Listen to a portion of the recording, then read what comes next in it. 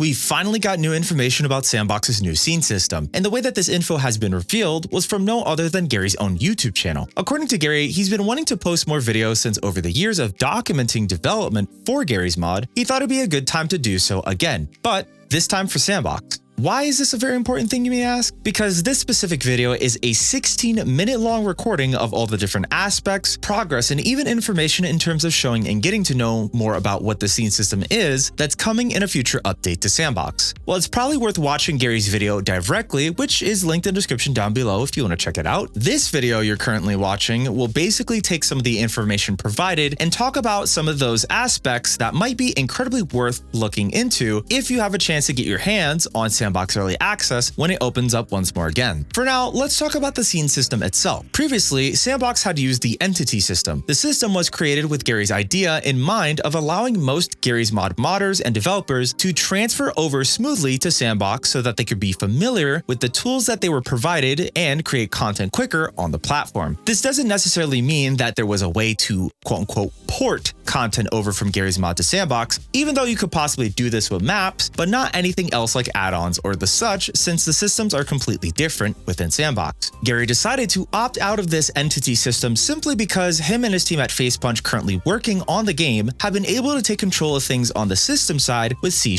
which is the new coding language used for S&box. And as it's also mentioned and says on the S&box retooling blog post, the engine is aiming far beyond the Gary's mod community. Take that statement as you will, but this is definitely another interesting thing for Gary to say, as we'll get more into this within the video. Getting into this new scene system, I've gathered some help from a fellow developer within the S&box community named Trende. Trende has provided me some info with a more in-depth way of describing some of these features about the scene system. So here's some of the aspects of the scene system that really make it exciting for many and also for people who are also familiar with this type of system that's coming to S&box soon. Ease of use. With its ease of use, the scene system allows you to quickly iterate and prototype the games you've created with the S&box tools, making it much easier and quicker to fix things if they break or to add things in when it's much needed. Hierarchial structure. Its hierarchical structure allows creators and developers to create complex scenes within S&box's editor, and tools that allows for more depth and detail depending on how complicated you want it to be when creating your game and/or content. Prefab system.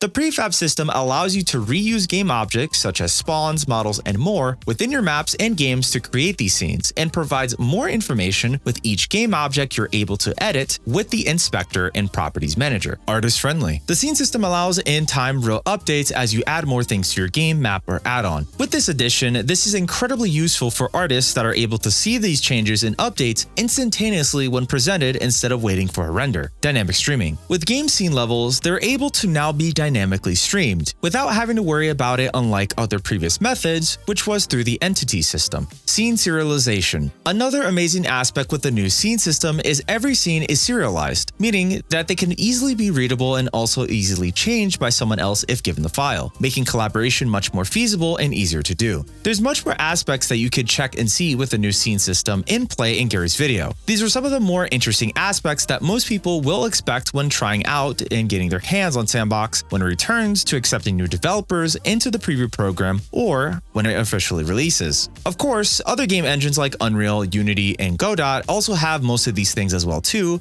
as it's mentioned within the description of Gary's video. But properly implementing them within SourceTube seems like a huge step forward to not only trying to make S&box more easier for people to create content on, but as it also was stated before, to go beyond the Gary's mod community and allow more people, even within the indie game developer community, to allow them to create some fun and interesting content and games for people to play within S&box. What do you think about this new scene system, and how do you feel with the new scene system soon to be added within the game? Otherwise, if you're interested in S&box and want to know everything about the game in under 12 minutes, check this video out right here. Thanks for watching.